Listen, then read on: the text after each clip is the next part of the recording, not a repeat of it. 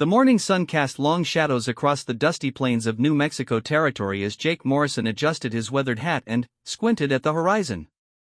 The year was 1887, and the land still held its wild beauty, unmarked by the progress that was slowly creeping westward. Jake had been riding these trails for 15 years, ever since he'd left his family's farm in Kansas with nothing but a horse, a rifle, and dreams bigger than the endless sky above. At 32, Jake carried the lean, weathered look of a man who had spent his life under the open sky. His hands were rough from rope and reins, his face lined by wind and sun, but his gray eyes still held the spark of determination that had driven him west all those years ago. He wasn't just any cowboy, he was the foreman of the Doubler Ranch, one of the largest spreads in the territory, and he'd earned that position through hard work, honest dealing, and a reputation for fairness that extended even to the Apache tribes that still roamed these lands. The Doubler Ranch stretched across 40,000 acres of some of the finest grazing land in the Southwest. Rolling hills covered in buffalo grass gave way to rocky canyons and mesas that provided natural shelter for cattle during the harsh winter months. The ranch house itself was a sprawling adobe structure that had been built by the original owner, Robert Randolph, nearly 20 years earlier. Randolph had been a visionary, seeing the potential in this harsh but beautiful land when others saw only danger and desolation. Jake pulled his horse, a sturdy bay named Thunder, to a stop atop a small rise and gazed down at the ranch headquarters below. Smoke rose from the cookhouse chimney, and he could see the cowboys beginning their morning routines. Some were checking equipment in the barn, others were heading out to bring in horses from the night pasture. It was a scene he'd witnessed thousands of times, but it still filled him with a sense of pride and belonging that he'd never felt anywhere else. But today, something felt different. There was a tension in the air that made Thunder shift nervously beneath him, ears pricked forward as if sensing something Jake couldn't yet identify. The horse had been with him for 8 years, and Jake had learned to trust the animal's instincts almost as much as his own. If Thunder was uneasy, there was usually good reason. As Jake rode down toward the ranch house, he noticed Maria Randolph standing on the front porch, her dark hair catching the morning light as she shaded her eyes with her hand, looking out toward the eastern hills. Maria was Robert Randolph's daughter, 26 years old and possessed of a beauty that seemed to belong more to the pages of a book than to this harsh frontier life. She had returned to the ranch 2 years ago after her father's death, much to the surprise of everyone who had expected her to sell the property and return to her comfortable life in San Francisco. Jake had been managing the ranch for Robert Randolph for 5 years before the old man's death, and he'd known Maria since she was a young woman making occasional visits from her finishing school back east. But the Maria who had returned was different from the girl who had left. She was stronger, more determined, and she'd surprised everyone by declaring her intention to not only keep the ranch but to expand it. What had surprised Jake even more was the way his heart had begun to race whenever she was near. He'd tried to convince himself that it was simply concern for her welfare. After all, ranch life was hard enough for men who'd been born to it, let alone a woman who'd spent years in the refined society of San Francisco. But, as the months passed, he could no longer deny that his feelings ran much deeper than mere professional concern. "Morning, Miss Maria," Jake called as he dismounted near the porch. "You're up early today." She turned toward him with a smile that made his chest tighten.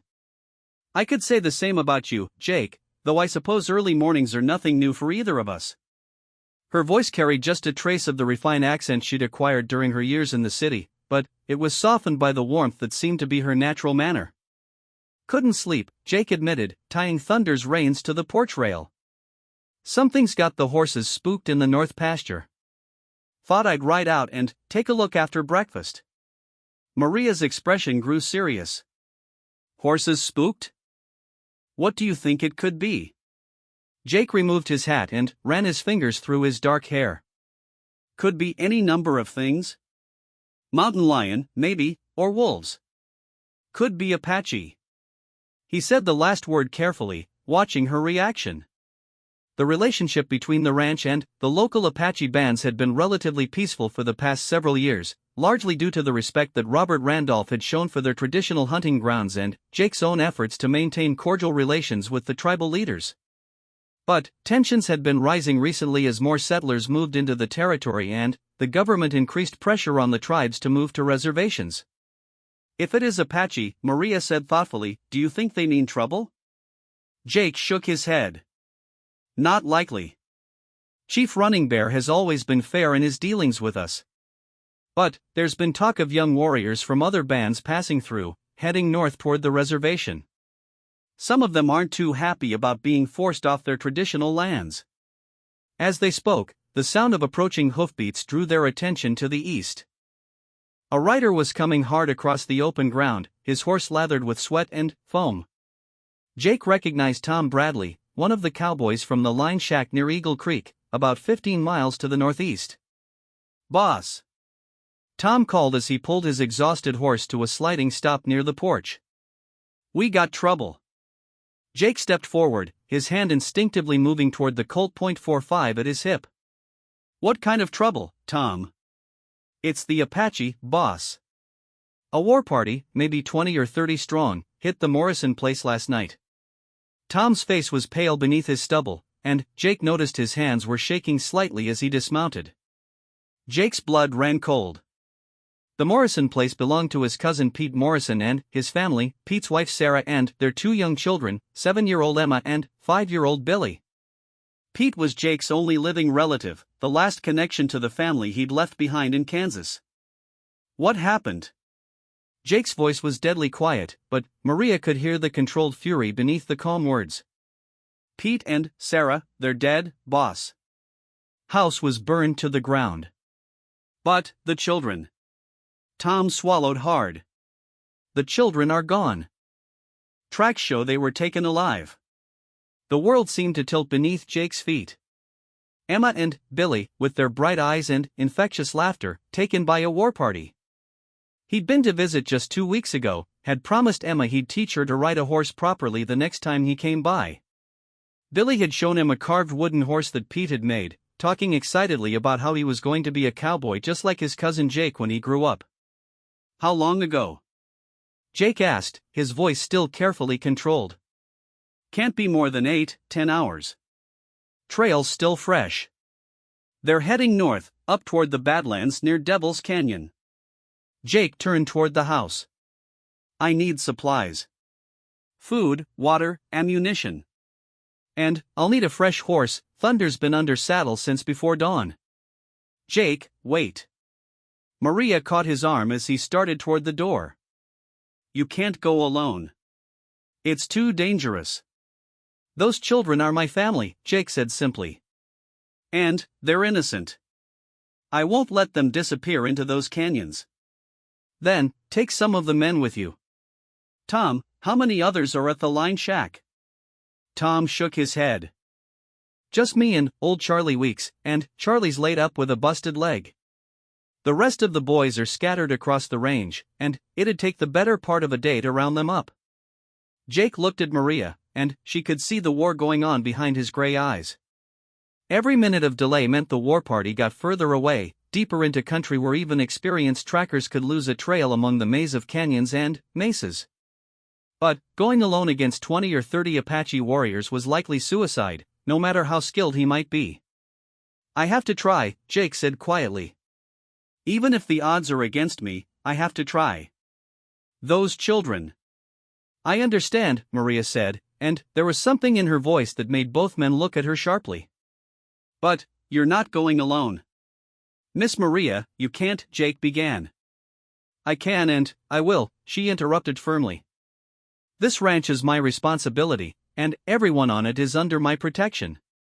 That includes you, Jake Morrison, whether you like it or not. Besides," she added with a slight smile, "you seem to forget that I've been riding these hills for 2 years now. I know this country almost as well as you do." Jake stared at her, torn between admiration for her courage and fear for her safety. The idea of taking her into danger was almost unbearable, but he could see the determination in her dark eyes, and he knew that arguing would only waste precious time. "All right," he said finally. "But we do this my way. You follow my lead, and if I tell you to run, you run. No arguments." Maria nodded solemnly. No arguments. Within an hour, they were ready to ride. Jake had selected Ranger, a powerful black gelding with speed and endurance, while Maria rode her own horse, a spirited chestnut mare named Flame. They carried enough supplies for 3 days, along with extra ammunition for their rifles and plenty of water. Tom Bradley had remained at the ranch to coordinate with any of the other cowboys who might return, and to send word to the territorial marshal in Santa Fe. As they rode north toward the site of the destroyed homestead, Jake found himself stealing glances at the woman riding beside him. She sat her horse with an easy grace that spoke of years in the saddle, and she traded her usual dress for practical riding clothes, leather pants, a cotton shirt, and sturdy boots. Her dark hair was braided and tucked under a wide-brimmed hat, and she carried her father's Winchester rifle across her saddle with the familiarity of someone who knew how to use it. The morning air was crisp and clear, with the promise of heat to come as the sun climbed higher. They made good time across the open grassland, pushing their horses at a steady lope that covered ground quickly without exhausting the animals. Jake's mind was focused entirely on the task ahead, but part of him was acutely aware of Maria's presence beside him, and he found strength in her quiet determination.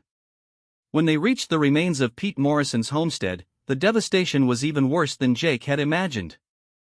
The little house that Pete had built with his own hands was nothing but charred timber and ash. The barn had been burned as well, and the bodies of several cattle lay scattered around the yard, killed not for food but apparently for the simple destruction of it. Jake dismounted and walked slowly through the ruins, his jaw clenched tight against the rage and grief that threatened to overwhelm him. Pete and Sarah lay where they had fallen, and Jake spent a few moments covering them with blankets from his pack. They deserved better than to lie exposed under the open sky, but there wasn't time for a proper burial. Not while Emma and Billy were still alive somewhere out there. The tracks were easy enough to follow at first. The war party had made no effort to conceal their trail, heading north toward the rough country beyond Eagle Creek. But, as they rode deeper into the wilderness, Jake began to notice something that troubled him. The tracks were too obvious, too easy to follow. Any Apache war party worth the name would have covered their trail much better than this, especially if they were carrying captives they intended to keep. Jake, Maria said softly, drawing her horse alongside his as they paused at the edge of a deep arroyo.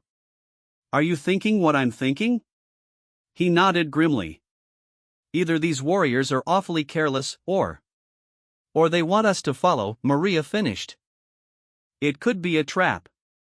Jake studied the landscape ahead of them. The Badlands stretched out like a maze of red rock and shadow, countless places where armed men could hide and wait for pursuers to ride into an ambush. But somewhere in that wilderness, 2 frightened children were depending on him to find them. Could be, he agreed. But, trap or no trap, we keep going. Those children are counting on us. As they rode down into the arroyo, following the clear trail left by unshod ponies and 2 small pairs of boots, Jake couldn't shake the feeling that they were being watched. The silence of the wilderness seemed unnatural, as if even the birds and small animals sensed the tension in the air. Thunderclouds were beginning to build on the horizon, promising a storm before evening. The trail led them deeper into the maze of canyons, through narrow passages between towering red rock walls where the sound of their horses' hooves echoed eerily in the confined space. Jake's hand never strayed far from his rifle, and he noticed that Maria rode with the same alert tension, her eyes constantly scanning the rim of the canyon above them for any sign of movement. It was Maria who spotted them first, a glint of metal from a ledge high above their end, gone so quickly that for a moment she thought she might have imagined it. But, as she opened her mouth to warn Jake, the canyon suddenly erupted with the sound of rifle fire. Jake threw himself from his horse, grabbing Maria and pulling her down behind a jumble of fallen rocks as bullets whined off the stone around them. Their horses, trained for this kind of emergency, bolted for cover deeper in the canyon rather than back the way they had come. How many? Jake called over the sound of gunfire, checking his rifle and counting the cartridges in his belt. I saw muzzle flashes from at least 4 positions, Maria replied, her voice steady despite the danger. Maybe more. Jake risked a quick look over the rocks and immediately ducked back as a bullet chipped stone inches from his head. The war party, and he was now certain it was the same group that had taken the children, had chosen their ambush site well. They held the high ground on both sides of the canyon, and the only way out was back the way Jake and Maria had come, which would mean abandoning any chance of rescuing Emma and Billy. We're pinned down good, Jake said grimly. They can wait up there all day and pick us off any time we try to move. But, even as he spoke, Jake was studying the canyon walls, looking for any possible way to turn the tables on their attackers. The Apache were skilled fighters, but they were also pragmatic. They wouldn't waste time and ammunition on a prolonged siege if they could help it. Which meant they would probably try to end this quickly, one way or another. As if reading his thoughts, a voice called down from the rocks above, not in Apache, but in heavily accented English. "You come for the little ones, cowboy? You want them back?" Jake's heart leaped. The fact that they were talking at all meant the children were still alive. "I'm listening," he called back. "You throw down guns. Come out with hands up. Maybe we let you see children before you die." Jake looked at Maria, seeing his own thoughts reflected in her dark eyes. It might be their only chance to get close enough to the children to attempt a rescue, but it would almost certainly mean their own deaths. "There's another way," Maria whispered, so quietly that only Jake could hear. "Look at the canyon wall behind us. See that ledge about 40 feet up? If one of us could get up there." Jake followed her gaze and saw what she meant. A narrow ledge ran along the back wall of the canyon, hidden from the positions where the Apache warriors were waiting. It would be a dangerous climb, but it might be possible to get behind their attackers. "I'll go," Jake said immediately. "No." Maria's voice was firm. "You're a better shot than I am. If someone's going to be covering from down here, it should be you. Besides," she added with a slight smile, "I'm lighter and probably a better climber." Before Jake could protest, another voice called down from above, younger this time, speaking in Apache. Jake didn't understand the words, but Maria's face went pale. "What did he say?"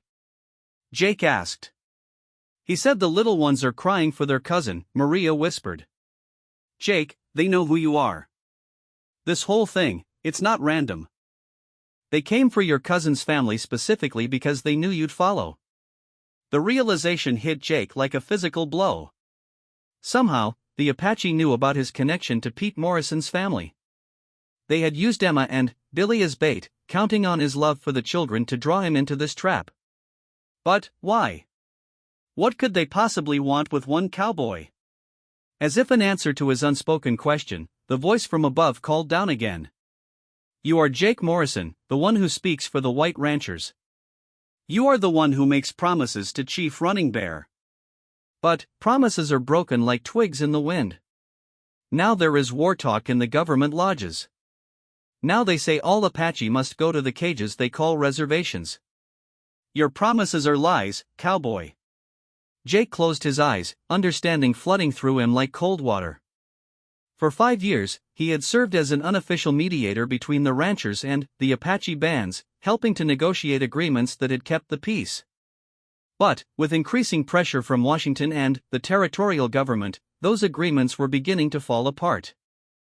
The Apache were being forced onto reservations whether they agreed to it or not, and some of the younger warriors blamed Jake for making promises he couldn't keep. "Listen to me," Jake called back. "I never lied to your people.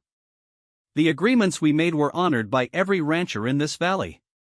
Agreements with white men are like morning mist, they disappear when the sun gets hot. Now the soldiers come. Now they say all Apache must leave their hunting grounds forever. Your promises mean nothing." Jake felt Maria's hand on his arm. "He's right, you know," she said quietly. "The territorial governor announced last month that all Apache were to be relocated by year's end. There's nothing you or anyone else can do to stop it now." The sound of a child crying drifted down from the rocks above, and Jake felt something break inside his chest. Emma or Billy, he couldn't tell which, was calling for him, their voice weak with fear and exhaustion. "What do you want?" Jake called up to the unseen warriors. "You have me. Let the children go. The children stay. They are our promise that you will listen. You will carry our words to the white chiefs in Santa Fe. Tell them that the bands of Running Bear and Stone Wolf will not go quietly to the reservation cages. Tell them that if they want our land, they must pay for it with blood." Jake exchanged a look with Maria. She was already moving, gathering herself for the dangerous climb up the canyon wall. He wanted to stop her, to find another way, but He could hear the children crying above and he knew they were running out of time. "Go," he whispered. "I'll keep them talking." Maria squeezed his hand once, then slipped away into the shadows at the base of the canyon wall, moving with surprising silence across the loose rock and sand. Jake watched until she disappeared around a bend in the wall, then turned his attention back to the warriors above. "I'll carry your message," he called. "But first I want proof that the children are unharmed." There was a long silence, then the sound of voices speaking in Apache. Jake strained to make out the words, wishing he had learned more of the language during his years of negotiations. After what seemed like an eternity, a small voice called down, Emma's voice, though it was hoarse with crying. "Cousin Jake? Are you really there?" Jake's heart clenched. "I'm here, Emma. Are you and Billy all right?" "Billy's scared, and they won't let us go home. They said our mama and papa went to heaven, but I don't believe them. Tell them to let us go home, Cousin Jake." Jake had to clear his throat before he could answer. "I'm working on it, sweetheart. You just take care of Billy and be brave a little longer." As he spoke, Jake caught a glimpse of movement high up on the canyon wall. Maria had made it to the ledge and was working her way along it toward the positions where the Apache warriors waited. She moved like a shadow, pressed close against the rock wall, her rifle held ready across her chest. The conversation with Emma had given Jake an idea. If he could keep the warriors distracted, talking to the children, they might not notice Maria's approach until it was too late. "Emma," he called, "can you tell me how many men are with you?" But before the little girl could answer, one of the warriors must have realized what Jake was doing. There was a sharp command in Apache, and Emma's voice was cut off abruptly. A moment later, the leader called down again. "No more talk with children. You hear our words, white man? We are not like the reservation Apache who beg for food from the government. We will fight for our land, and we will die for our land if we must. Tell this to your chiefs." Jake was about to respond when he heard the crack of rifle fire from above, not directed at him, but echoing from somewhere among the rocks where the warriors were hidden. Maria had reached her position and engaged the enemy. The next few minutes were chaos. Jake heard shouts and gunfire from above, the sound of men running across stone, and, through it all, the terrified cries of the children. He wanted desperately to climb up and join the fight, but his position at the bottom of the canyon was the only thing preventing the remaining warriors from simply shooting down at Maria from cover. A figure appeared on the rim of the canyon above, one of the Apache warriors, rifle in hand, looking for a shot at Maria's position. Jake took careful aim and fired, seeing the man spin and fall back out of sight. Almost immediately, another warrior appeared at a different position, but Jake was ready for him too. The gunfight continued for what felt like hours but was probably only minutes. Jake could hear Maria's rifle speaking from somewhere in the rocks above, the sharp crack of her Winchester mixing with the deeper boom of Apache war rifles. At least twice he heard her cry out, and each time his heart stopped until he heard her rifle fire again. Then, suddenly, the shooting stopped. The canyon fell silent except for the echo of the last rifle shot fading away among the red rock walls. Jake waited, his rifle ready, straining to hear any sound that might tell him what had happened. "Jake!" Maria's voice called down from above. "I have them. I have the children." Relief flooded through Jake so powerfully that his knees nearly buckled. He could hear Emma and Billy crying, but they were alive, and they were free. A few minutes later, Maria appeared on the narrow trail that led down into the canyon, carrying Billy in her arms while Emma clung to her hand. The children were dirty and frightened, but they appeared to be unharmed. Emma ran to Jake the moment she saw him, throwing her arms around his neck and sobbing against his shoulder. Billy followed more hesitantly, but he too was soon wrapped in Jake's embrace. "The warriors?" Jake asked over the children's heads. "3 dead," Maria reported quietly. "The others ran when they realized they were trapped between us.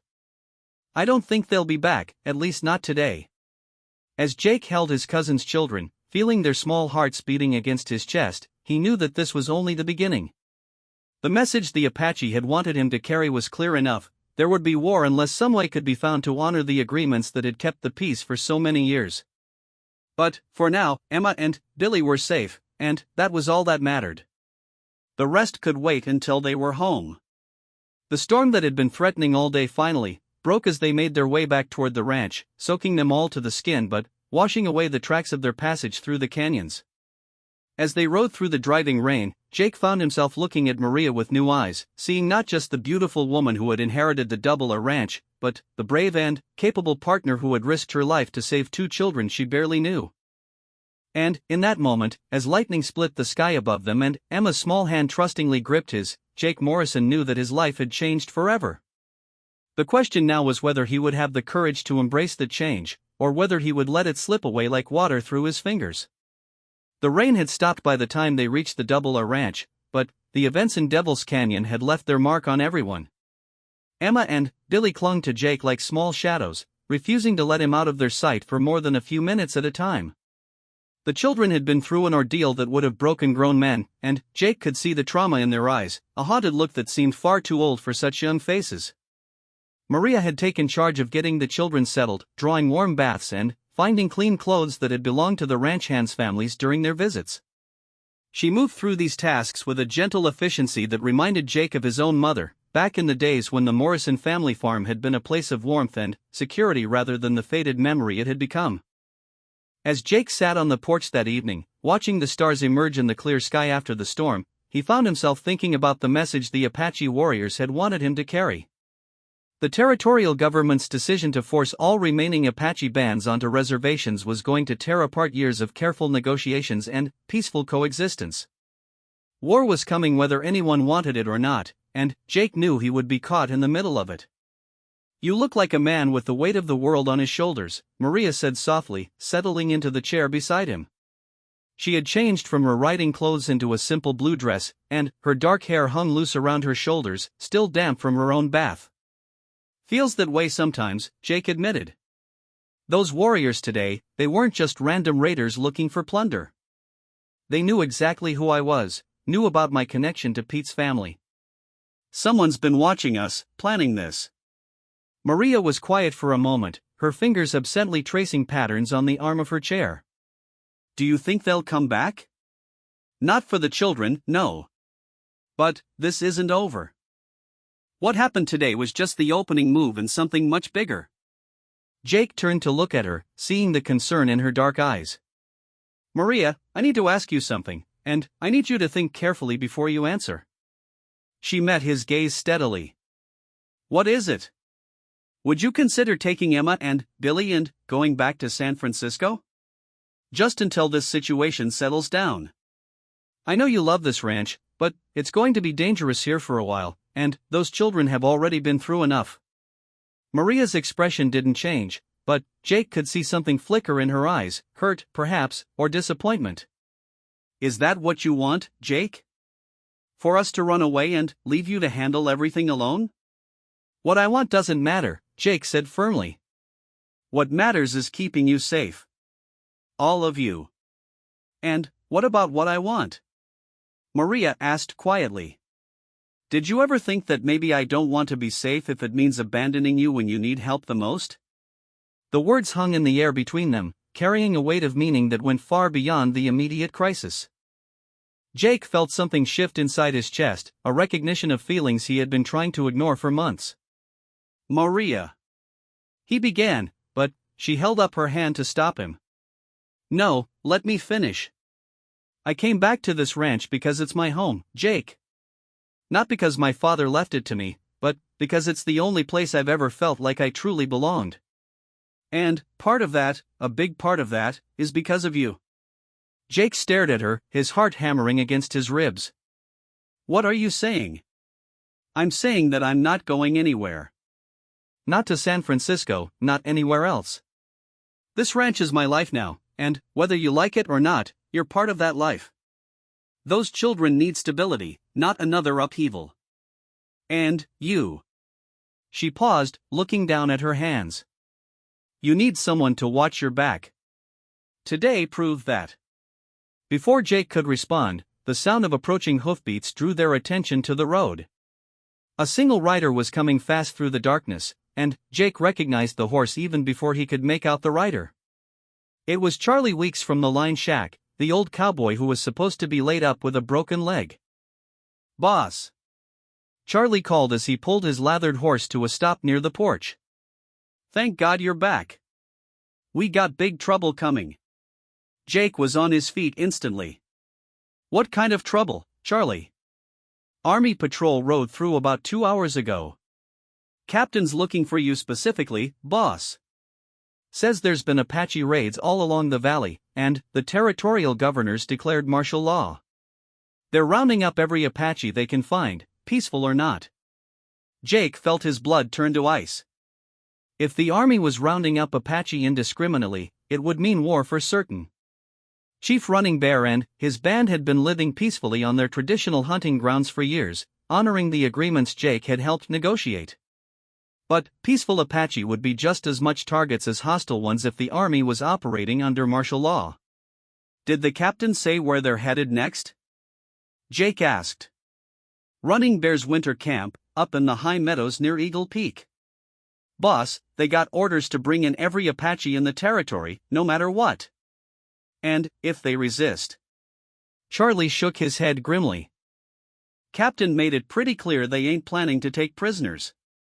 Jake's mind raced through the implications.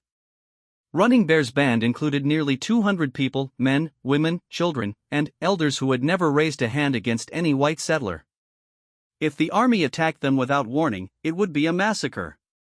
And it would also mean the end of any hope for peace in the territory. "How long ago did they leave?" Jake asked. "Maybe an hour." "But, boss, they got 40 soldiers and a mountain howitzer. Even if you could catch up to them, what could you do?" Jake was already moving toward the stable. "I can try to convince them to let me talk to Running Bear first. Maybe I can get his people to surrender without a fight." "Jake, wait." Maria caught his arm as he reached the porch steps. "You can't go alone. And you can't leave Emma and Billy here unprotected." Jake stopped, torn between his duty to the children and his responsibility to prevent a massacre. She was right on both counts. He couldn't abandon the children after everything they'd been through, but he also couldn't leave them vulnerable to another attack. "I'll go with you," Maria said quietly. "Charlie can stay here with the children." "Miss Maria, with all due respect, my leg ain't in any shape for a fight if more Apache come calling," Charlie protested. "And, besides, riding into an army camp with a woman along ain't gonna help your case with the captain." Jake looked at Maria, seeing the determination in her eyes, and knew she wouldn't be talked out of it. "There might be another way," he said slowly. "Charlie, do you know if Tom Bradley made it back from town yet?" "Saw him riding in about sundown, boss." "Why?" "Because Tom used to be Army. Served under Captain Morrison, no relation, down in Arizona Territory a few years back. If anyone could talk sense to an Army officer, it might be him." Within minutes, they had roused Tom from the bunkhouse and explained the situation. The lanky cowboy listened grimly, nodding as Jake outlined his plan. "It's risky, boss," Tom said when Jake finished. "Army's got their blood up after what happened to your cousin's place and the other raids. They might not be in a mood to listen to reason." "Maybe not," Jake agreed. "But we have to try. If there's a massacre at Running Bear's camp, it'll be open war. Every Apache band between here and Mexico will be on the warpath, and this whole territory will run red with blood." Tom nodded reluctantly. "All right, boss. But I'm coming with you, and I'm bringing my old service revolver. If things go south, you'll need all the help you can get." As they prepared to ride out, Maria took Jake aside. "I want to come with you," she said quietly. "I know what you're going to say, but hear me out. Captain Morrison might listen to a woman where he wouldn't listen to cowboys. And if Running Bear's people are going to be forced onto a reservation, they'll need someone to speak for them with the territorial authorities. Someone with influence." Jake wanted to argue, wanted to insist that she stay safe at the ranch with the children, but he could see the logic in her words. Maria Randolph carried more social weight than a cowboy foreman, even one with Jake's reputation. And she was right about Running Bear's people needing advocates. All right, he said finally. But we do this careful and smart. No heroes, no unnecessary risks.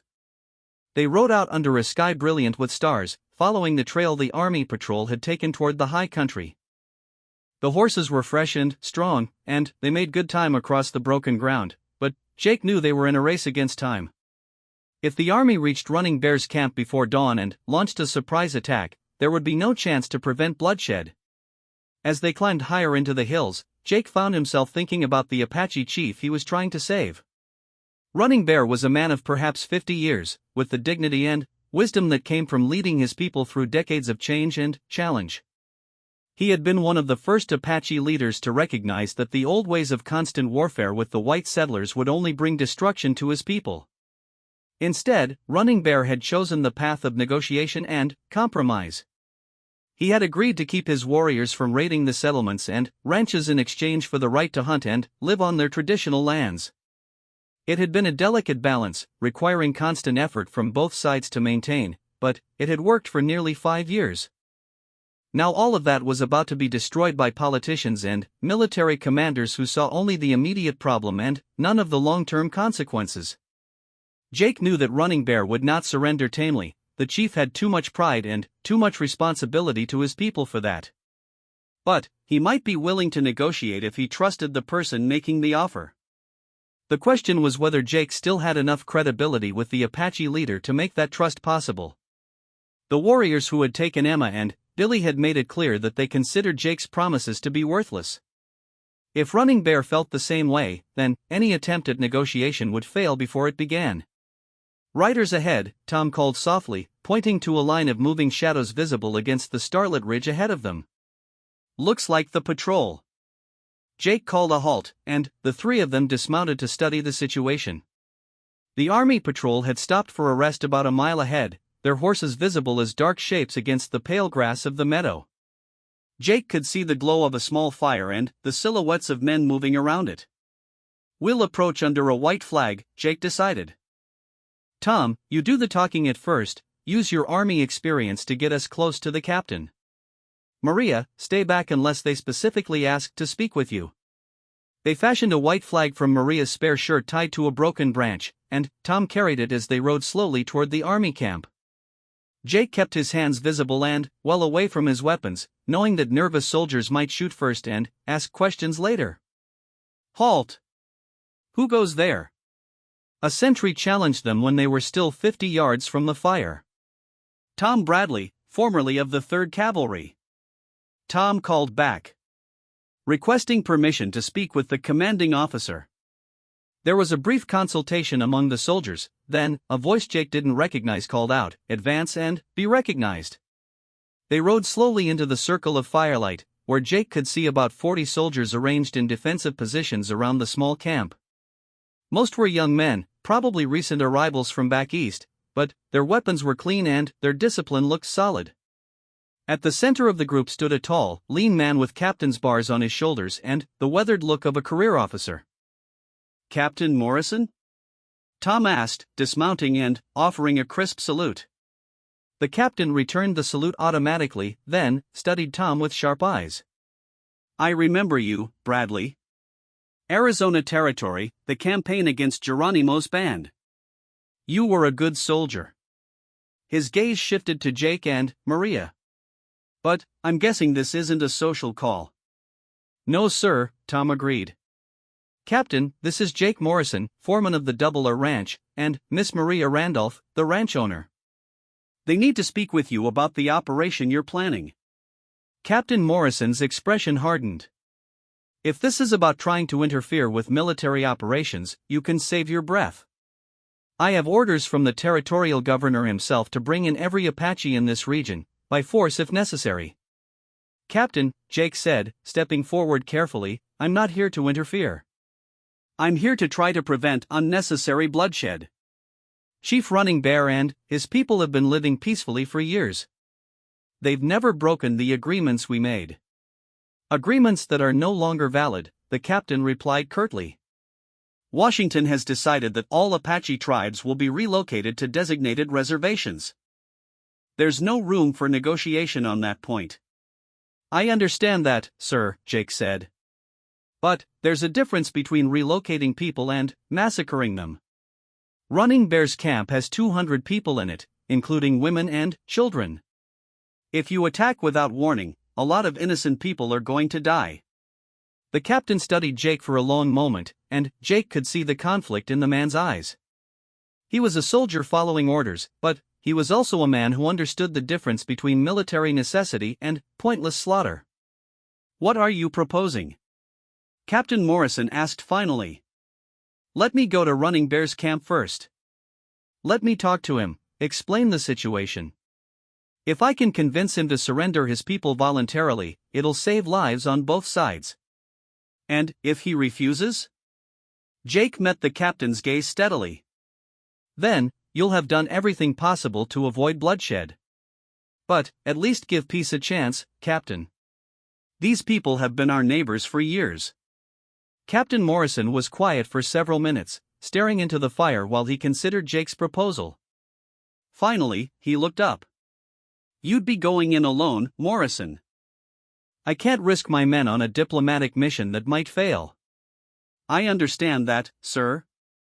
And if Running Bear takes you hostage, or worse, I won't delay my operation to try to rescue you. I understand that too. The captain nodded slowly. All right. But I'm giving you until dawn. If Running Bear's people haven't surrendered by sunrise, I'll carry out my orders regardless of whether you're still in that camp or not. As Jake prepared to ride alone into the Apache camp, Maria stepped forward. Captain, I'd like to go with Mr. Morrison. Captain Morrison shook his head immediately. Absolutely not, miss. I won't be responsible for a woman's safety in a hostile camp. With respect, Captain, you won't be responsible for Mr. Morrison's safety either. And Running Bear knows me, my father dealt with his people for years. I might be able to help convince him that this is the only way to avoid a war. Jake wanted to protest, but he could see the logic in Maria's argument. And, more than that, he could see that she had already made up her mind. She was going to that camp whether the captain approved or not. All right, Captain Morrison said reluctantly. But I want it on record that I advised against this course of action. As they prepared to leave the army camp, Tom pulled Jake aside. Boss, you know this is likely to be a one-way trip, right? Even if Running Bear listens to you, his young warriors might not. And if the army attacks while you're still in that camp? I know the risks, Tom. But I also know that if we don't try this, a lot of good people are going to die for no reason. Tom nodded grimly and shook Jake's hand. You're a better man than I am, boss. I just hope it's enough. Jake and Maria rode out of the army camp just after midnight, following a narrow trail that wound upward through pine forests toward the high meadows where Running Bear's people had made their winter camp. The night air was crisp and cold at this altitude, and their breath formed clouds of vapor in the starlight. As they rode, Jake found himself acutely aware of Maria beside him, her quiet strength and unwavering courage. She had already risked her life once today to save Emma and Billy, and now she was risking it again to help people she barely knew. It was the kind of selfless bravery that Jake had always admired but rarely encountered. Maria, he said quietly as they paused to rest their horses at a small stream, there's something I need to tell you, in case things don't go well up there. She looked at him with those dark eyes that seemed to see straight through to his soul. What is it, Jake? I love you, he said simply. I've been trying to convince myself it was just admiration or friendship, but I can't lie to myself anymore. I love you, and I needed you to know that before we ride into whatever's waiting up there. Maria was quiet for a long moment, and Jake felt his heart sink. He had probably just made an already dangerous situation worse by burdening her with his feelings at the worst possible time. Jake Morrison, she said finally, you are the most stubborn, impossible man I've ever met. Did it never occur to you that I might feel the same way? Before he could respond, she had urged her horse across the stream and was riding up the trail toward Running Bear's camp. But Jake could see the smile on her face, and suddenly, the dangerous mission ahead didn't seem quite so hopeless. They found the Apache camp just before dawn, spread across a beautiful mountain meadow surrounded by towering pines. Dozens of teepees and wickiups were arranged in family groups, with horses grazing peacefully in the distance and thin trails of smoke rising from breakfast fires. As they approached the edge of the camp, Jake called out in the few words of Apache he knew, "Running Bear. I am Jake Morrison. I come to speak with you." Warriors appeared as if by magic from the trees and rocks around the camp, rifles and bows in their hands but not immediately threatening. After a few tense moments, a familiar figure emerged from one of the larger teepees, Running Bear himself, tall and dignified despite his simple buckskin clothing. "Jake Morrison," the chief said in English, his voice carrying across the quiet meadow. "You come to us at a strange time. The wind carries the scent of soldiers and iron." Jake dismounted and walked slowly toward Running Bear, Maria following a few steps behind. "I come as a friend, Chief, with words that must be spoken quickly." Running Bear gestured for them to approach, and soon they were seated around a small fire inside the chief's teepee, sharing coffee and the tense courtesy that had always marked their negotiations. "The soldiers come for my people," Running Bear said without preamble. "This I know. The question is whether you come to warn us or to speak for them." "Both," Jake admitted. "The government has ordered all Apache to be moved to reservations. The army will be here within the hour to enforce that order. But I've convinced their captain to let me speak with you first, to see if we can avoid bloodshed." Running Bear's weathered face showed no emotion, but Jake could see the pain in the old chief's eyes. "And if my people refuse to go? Then there will be war," Jake said quietly. "Your people are brave warriors, Chief, but the army has 40 soldiers and a cannon. And more soldiers will come if these are defeated. It would be the end of your band." "And if we go to the reservation?" Running Bear asked. "What life is that for the children? To live in the white man's cages, dependent on government food, forbidden to hunt the lands their grandfathers knew?" Jake had no answer for that. He knew as well as Running Bear did that the reservations were places of poverty and despair, where proud people were reduced to dependency and their children grew up without connection to the old ways. "I don't know," Jake said honestly. "But I know that dead children learn nothing, and live children might find a way to survive and maybe even prosper in this changing world." Maria spoke for the first time since entering the teepee. "Chief Running Bear, I am Robert Randolph's daughter. You knew my father." The old chief nodded gravely. "Robert Randolph was a man of honor. He spoke truth to my people and kept his word." "Then, hear my words," Maria said. "If your people come to the reservation willingly, I will use every bit of influence my family has to ensure they are treated fairly. I will personally see that adequate supplies reach them, and that their children receive education that includes their own traditions as well as the white man's learning." Running Bear studied her for a long moment.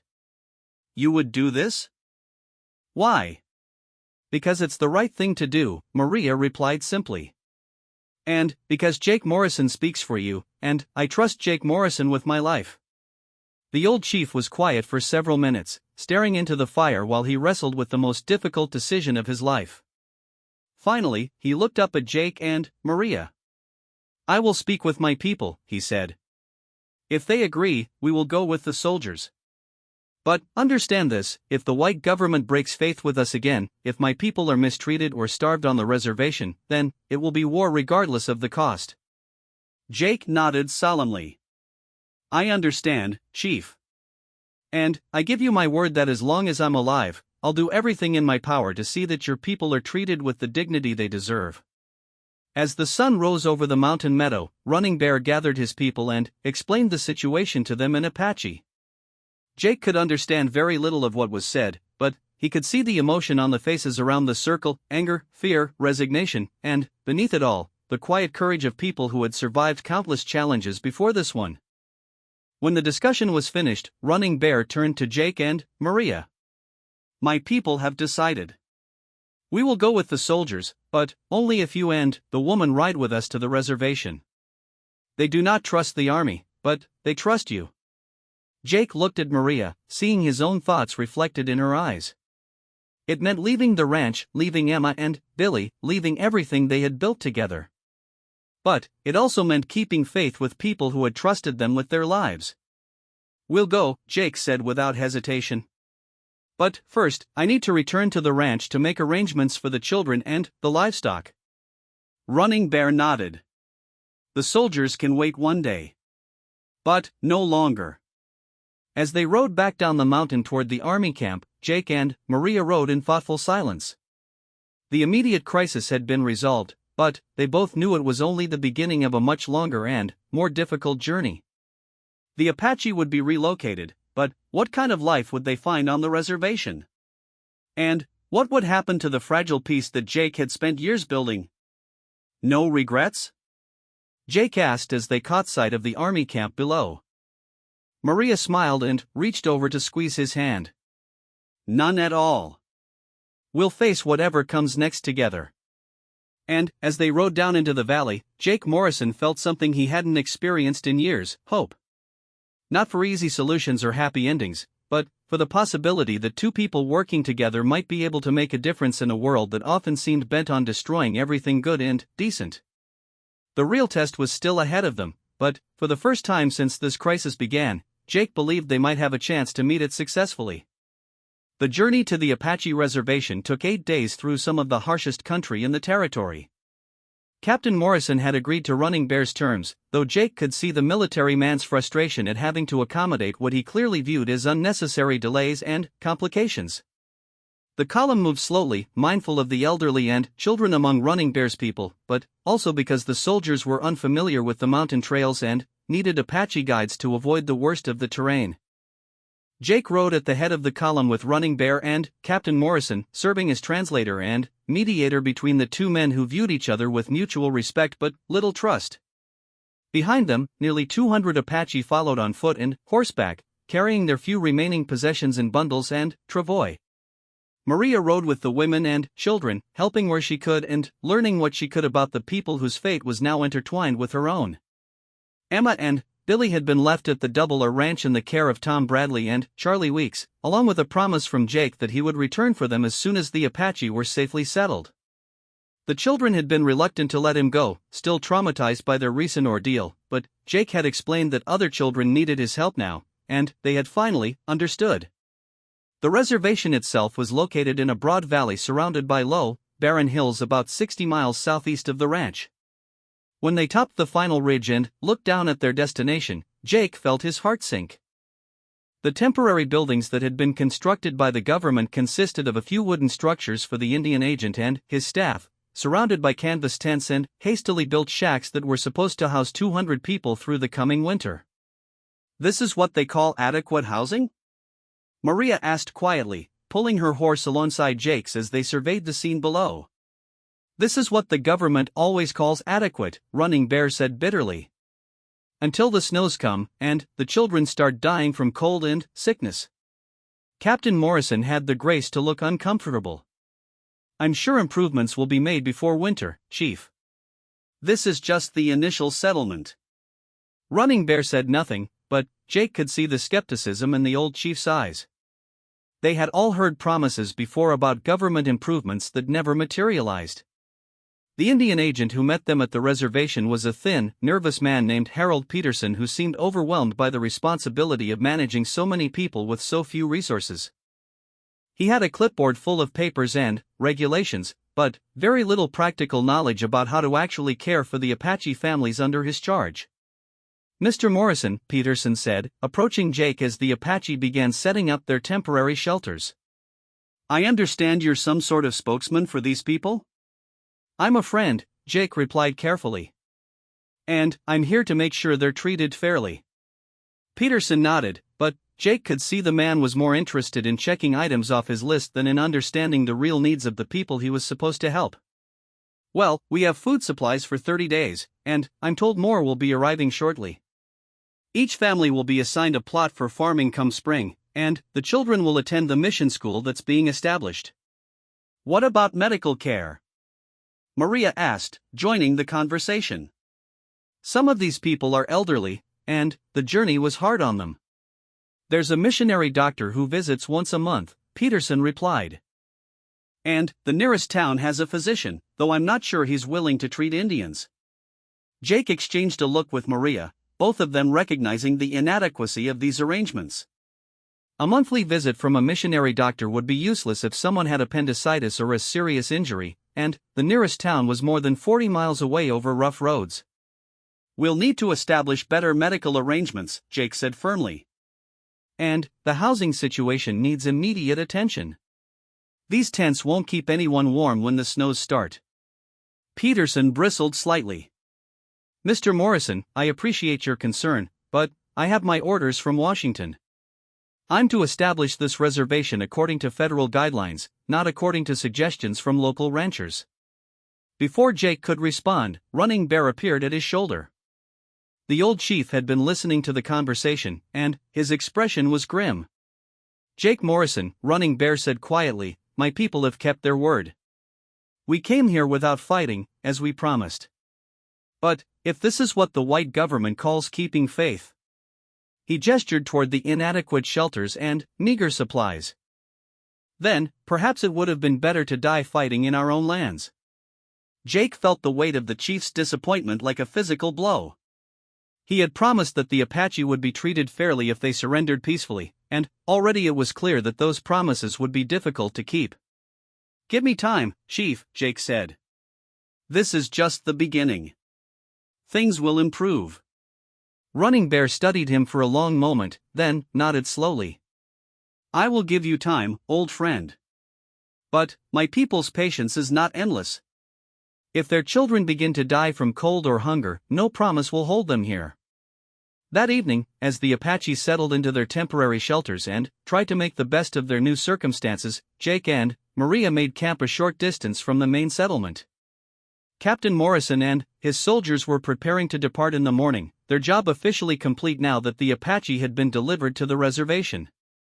Well, we got them here alive, Maria said as they sat by their small fire, watching the lights from the Apache camp flicker in the darkness. That's something, at least. It's not enough, Jake replied, his voice heavy with frustration. Look at this place, Maria. It's barely fit for cattle, let alone people. And Peterson. He shook his head. The man means well, I think, but he has no idea what he's doing. Then, we'll have to help him learn, Maria said practically. And we'll have to find ways to improve the situation ourselves, since we can't count on the government to do it. Jake looked at her across the fire, marveling once again at her strength and determination.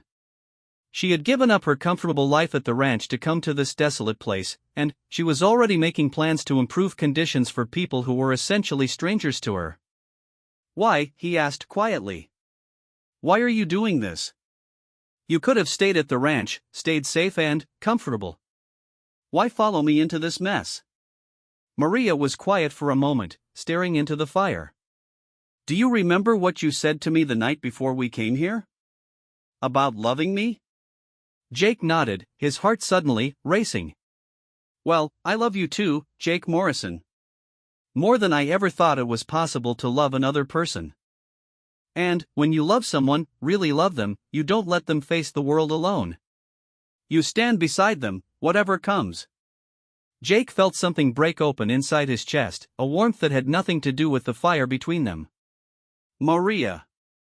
Besides, she continued with a slight smile, someone needs to keep you from getting yourself killed trying to save the world single-handedly. Before Jake could respond, the sound of approaching footsteps interrupted them. Running Bear emerged from the darkness, moving with the silent grace that all Apache possessed. The old chief's face was grave, and Jake knew immediately that something was wrong. What is it, Chief? Jake asked, rising to his feet. Trouble in the camp, Running Bear replied. Some of the young warriors are talking of leaving.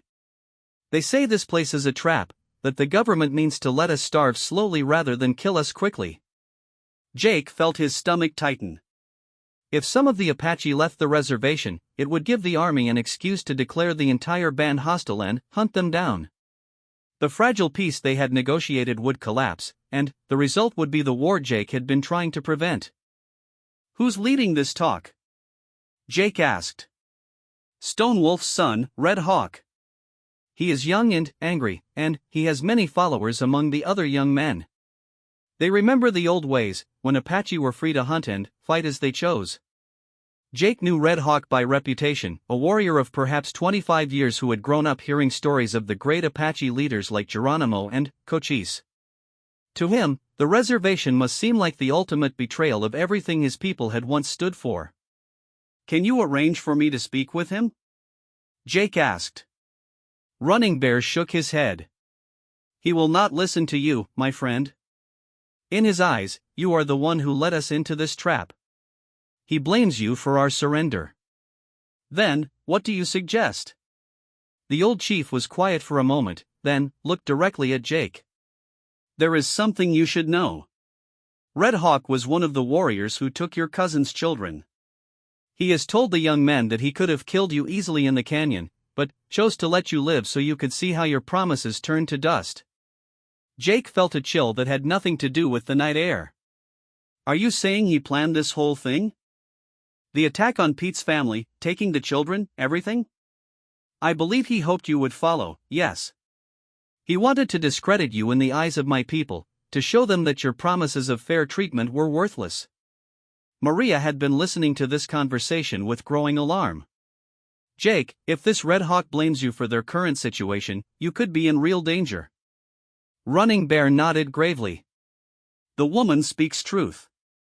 Red Hawk's hatred runs deep, and hatred makes men do foolish things. You should leave this place, take the woman and go back to your ranch. My people's fate is not your responsibility. Like hell it isn't, Jake said firmly. I gave you my word that I'd see your people treated fairly. I'm not walking away from that. Even if it costs you your life? Jake looked at Maria, seeing the fear and love in her dark eyes, then back at Running Bear. Especially then. What good would my life be if I bought it by abandoning people who trusted me? Running Bear studied him for a long moment, then nodded slowly. You are a good man, Jake Morrison. Perhaps too good for this hard world. But, if you are determined to stay, then you must be very careful. Red Hawk will move soon, within the next day or two. And, when he does, he will try to make sure you cannot follow. The next morning brought news that confirmed Running Bear's fears. Agent Peterson came to Jake's camp shortly after dawn, his face pale with worry. Mr. Morrison, Peterson said without preamble, we have a problem. 15 of the young Apache men disappeared during the night, along with their horses and weapons. The guards saw nothing, heard nothing. Red Hawk? Jake asked. Peterson nodded. He was their leader, yes. They left a message with one of the older women, something about refusing to die slowly like cattle. Jake felt his heart sink. If Red Hawk and his followers had left the reservation, Captain Morrison would have to report it to his superiors. Within days, there would be cavalry patrols scouring the territory for them, and any Apache found off the reservation would be shot on sight. There's more, Peterson continued reluctantly. The message was specifically for you. Red Hawk said to tell you that your promises have led his people to their deaths, and that he intends to make you pay for that betrayal. Maria stepped closer to Jake, her hand moving instinctively toward the rifle she now carried constantly. That sounds like a direct threat. It is, Jake agreed grimly. The question is, what does he plan to do about it? They didn't have long to wait for an answer. Shortly after noon, a single Apache warrior rode into the reservation under a white flag. It was one of Red Hawk's followers, a young man named Swift Arrow who Jake had met during previous negotiations. I come with words from Red Hawk, Swift Arrow announced, his voice carrying across the gathered crowd of Apache. He says the white man Morrison has led our people into a cage of slow death. He says he will prove that Morrison's promises are lies, and that the only way to save our people is to reject everything the white man offers. What does Red Hawk want? Jake asked, stepping forward. Swift Arrow's eyes fixed on him with an expression of cold hatred. He wants you to come to him. Alone. He waits in the sacred canyon where our grandfathers once held council. If you are brave enough to face him, he will show all our people which way leads to honor. Jake understood immediately what Red Hawk was proposing, a personal confrontation between the two men who represented different paths for the Apache people. If Jake won, it might convince the young warriors to accept reservation life. If Red Hawk won, it would likely mean the end of any hope for peaceful coexistence. And if I refuse? Jake asked. Then, Red Hawk and his warriors will raid every ranch and settlement in the territory until the army comes for all our people. Many will die, Apache and white alike, but at least they will die as free men rather than as prisoners. The ultimatum was clear, and Jake knew he had no real choice. Red Hawk had maneuvered him into a position where refusing to fight would mean widespread bloodshed, while accepting the challenge would at least limit the violence to two men. Where is this sacred canyon? Jake asked. 1 day's ride to the north, in the high country near Eagle Peak. Red Hawk will wait there for 3 days. If you do not come by then, he will consider your refusal an admission of cowardice, and he will begin his war. As Swift Arrow prepared to leave, Running Bear stepped forward. Tell Red Hawk that Jake Morrison is no coward. But tell him also that this path he chooses leads only to the destruction of our people. Swift Arrow nodded respectfully to the old chief, but his expression remained hard. Red Hawk says the destruction has already begun.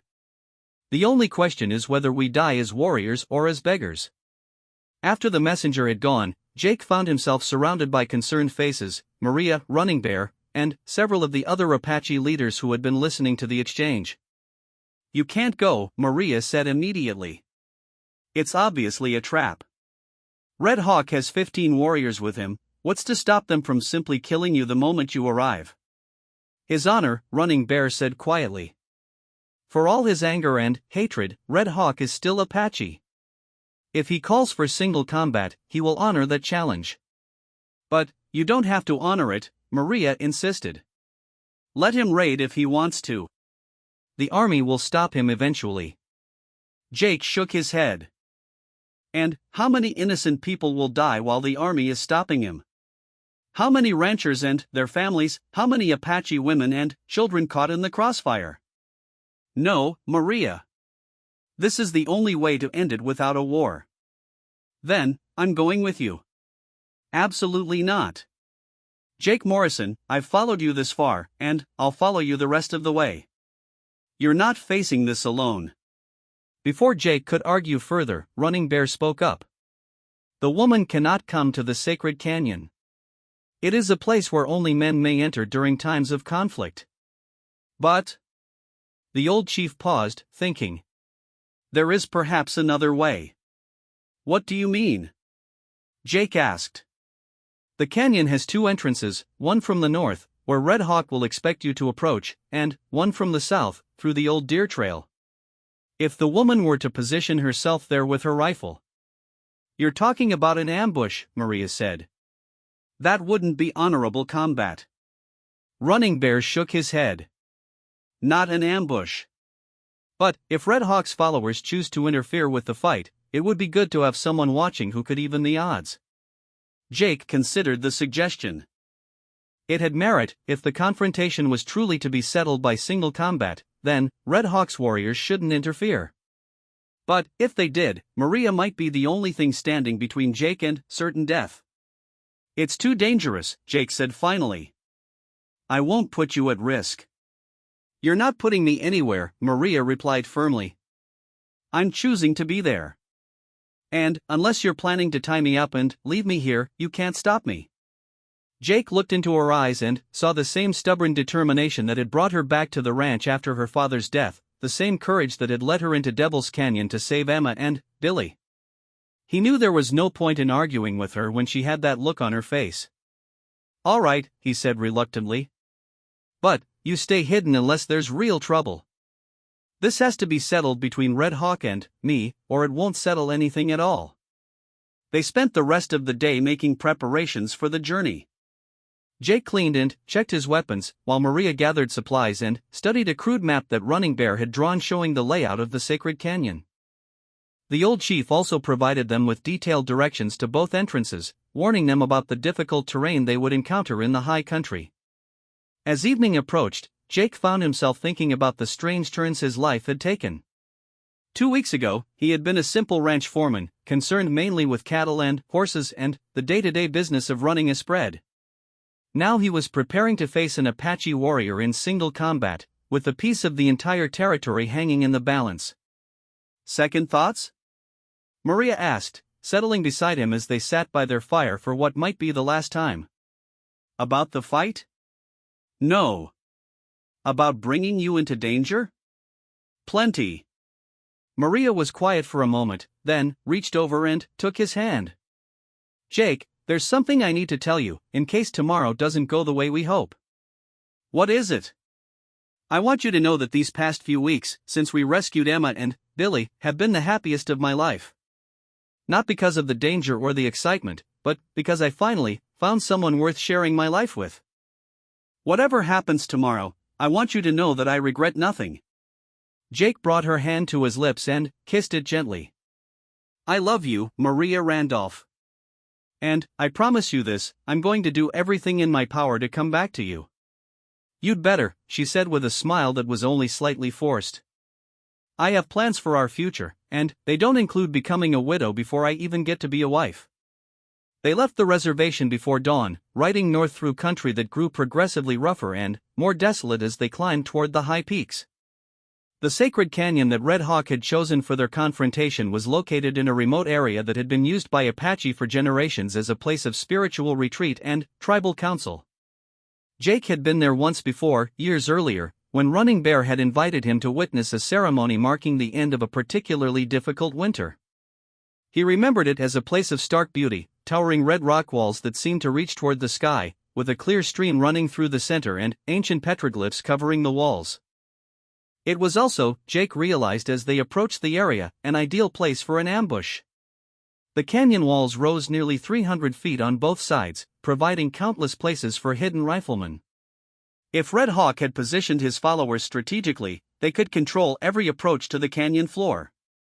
This is where we split up, Jake said as they reached the area where the Southern Deer Trail branched off from the main approach. You follow Running Bear's directions to the south entrance, and wait there. Give me 2 hours to reach Red Hawk and begin the fight before you move into position. And if something goes wrong? Maria asked. If Red Hawk doesn't honor the terms of single combat? Then, you use your own judgment. But, Maria. Jake paused, looking directly into her eyes. If it goes bad, if it looks like I'm not going to make it out of there, don't try to rescue me. Get back to the reservation and help Running Bear keep his people together. Promise me. Maria met his gaze steadily. I promise I'll do what's best for everyone involved. That's the only promise I can make. It wasn't the answer Jake had wanted, but he knew it was the only one he was going to get. They shared a long embrace, holding each other tightly as if they could somehow imprint the moment permanently in their memories. I love you, Maria whispered against his ear. I love you too, Jake replied. And I will see you again. Count on it. As they separated and rode toward their different destinations, Jake tried to focus his mind on the confrontation ahead. Red Hawk was younger and probably faster, but Jake had more experience and a cooler head. If he could keep his emotions under control and fight smart rather than angry, he might have a chance. The real question was whether Red Hawk would honor the tradition of single combat, or whether his hatred of everything Jake represented would override his Apache sense of honor. And if it came down to Jake against 15 warriors, all the skill and courage in the world wouldn't be enough to save him. But, as he rode toward what might be his last fight, Jake Morrison felt a strange sense of peace. He had done everything he could to prevent a war and protect the innocent people caught between two worlds.